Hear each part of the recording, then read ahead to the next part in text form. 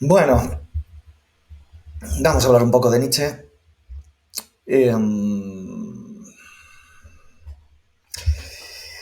Vamos a ver si podemos entender algunas de las partes más importantes de su pensamiento.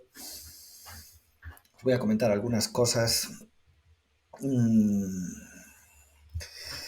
Tengo aquí una pequeña chuleta para intentar que, aunque probablemente desvaríe y me meta en digresiones, no me desvíe demasiado del tema.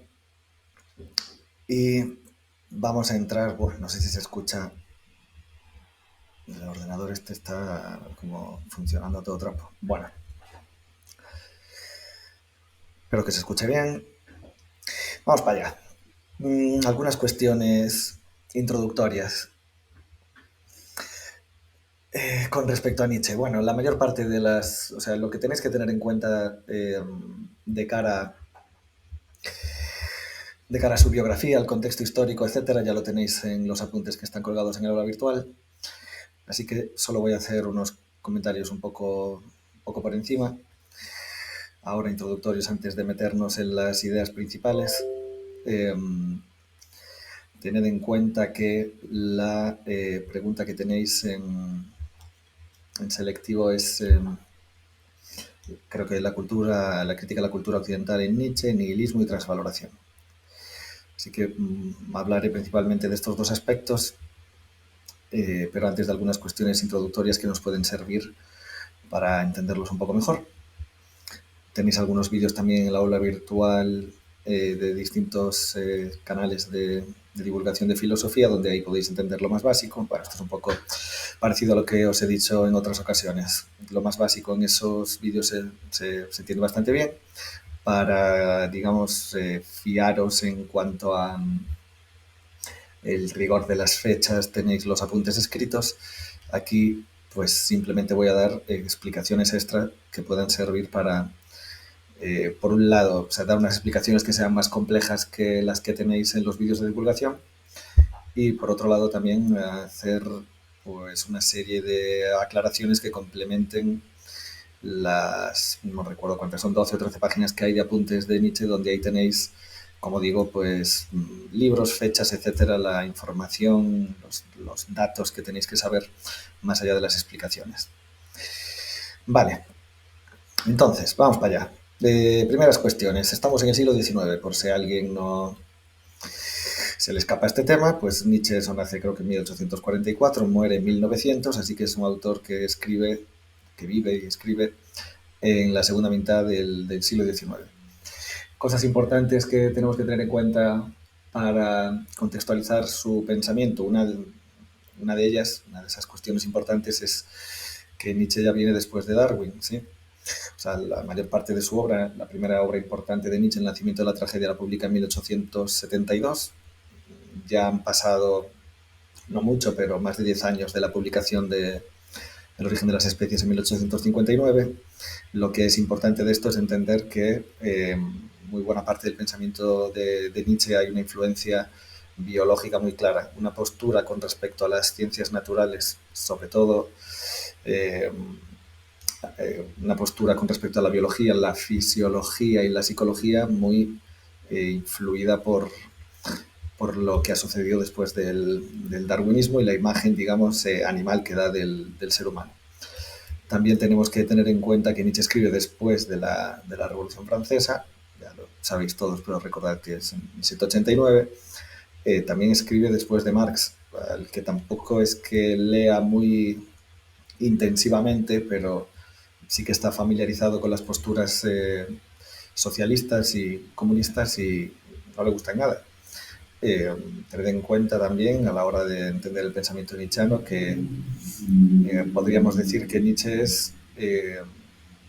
tiene, vamos a decirlo así, un pensamiento aristocrático.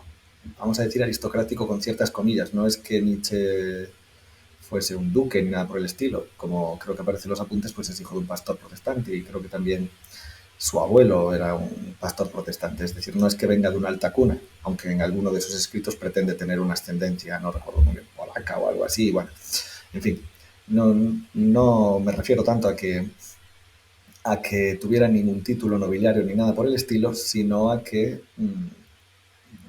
vamos a decirlo así en términos contemporáneos, Nietzsche es muy elitista.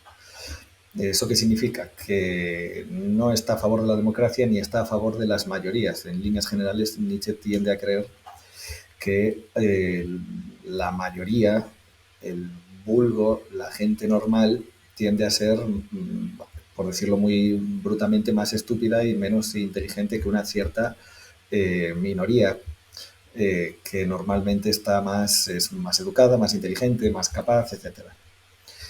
Claro, esto no quiere decir que Nietzsche esté en líneas generales de acuerdo con la aristocracia que existe. De hecho, su aristocratismo, por decirlo así, bueno, por si no lo hemos mencionado en algún momento, recordar que aristos quiere decir mejores y cracia sería, igual que democracia es el mando o el poder del demos del pueblo, aristocracia sería el poder del, de los mejores.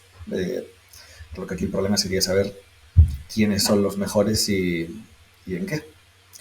En fin, en cualquier caso, ¿en cualquier caso qué?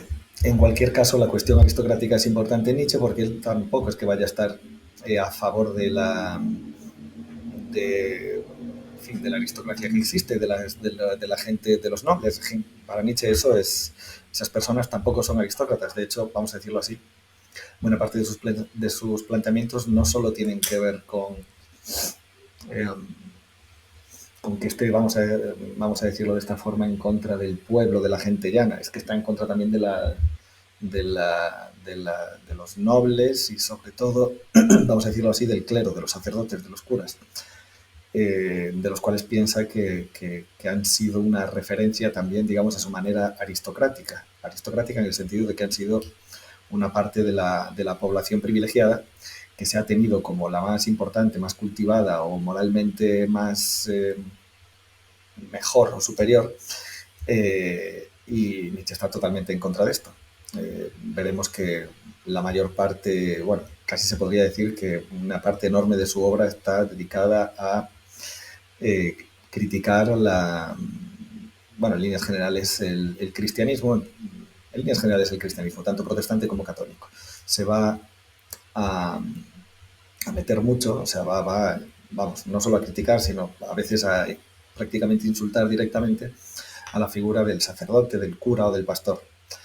Y esto también lo podemos entender dentro de lo que es, como os decía antes, su pensamiento aristocrático. Es decir, que una cosa que cree Nietzsche es que, vamos, y le dedica mucho más tiempo a esto que a y más energía que a hablar mal de la gente llana, que lo hace, o sea, lo hace y lo hace mucho, pero dedica más energía a hablar mal de aquellos que se suponen que son la aristocracia de la gente llana, es decir, aquellos que son mejores, más selectos, una minoría que debería poder guiar a esa gente llana. Nietzsche cree que hace falta una reflexión aristocrática porque aquellos que se han tenido por mejores, normalmente bajo ideales cristianos o morales, es decir, aquellos que se han creído que eran las mejores personas, los grupos, las minorías selectas que eran mejores que los demás, para Nietzsche no lo son. Entonces, buena parte de su reflexión con respecto a la moral y el cristianismo, y vamos a decirlo así porque esto ya tiene que ver con toda la pregunta que tenéis de cara a selectivo con la crítica a la cultura occidental y en particular, sobre todo, con la transvaloración. Una parte importante de la obra de Nietzsche, que es la que tiene que ver con esa palabra que es transvaloración y que hace alusión a las valoraciones, es decir, a qué se le da valor. Ahí Nietzsche va a hacer mucho hincapié en el valor que se le atribuye a la moral, en el valor que se le atribuye a los conceptos de bien y de mal, y a las personas que han organizado el mundo social en torno a esos conceptos de bien y de mal, contra los que Nietzsche está. Es decir, que Nietzsche critica los conceptos de bien y de mal cristianos y va a criticar precisamente a la aristocracia influida por la moral cristiana que va a organizar el mundo en torno a esos dos conceptos.